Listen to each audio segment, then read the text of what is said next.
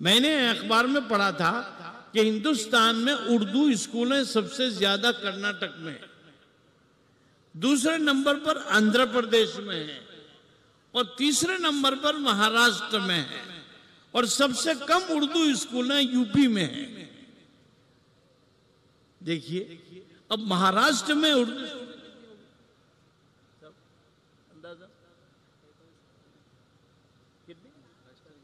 48,000 sir कह रहे हैं कि 48,000 स्कूलें हैं।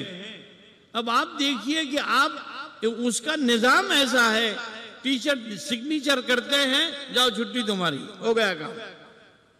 यानी मुसलमान टीचर अपने उर्दू को खत्म कर रहे हैं,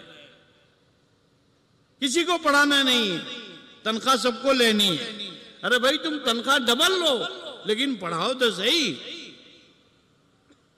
तो अल्लाह ने मेरे दिल में बात डाली कि भाई उर्दू स्कूलों में हमारे उलमा को डालो।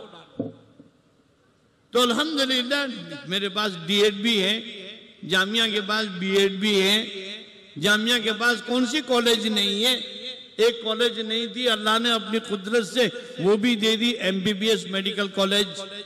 भाई आ जाओ। और अब जो है लॉ कॉलेज की परमिशन भी मिल गई है, हम मौलवी को वकील भी बना रहे हैं। तो असली तालीम भी वक्त का अहम तकाजा है। हमने कभी असली तालीम की मुखालिफत नहीं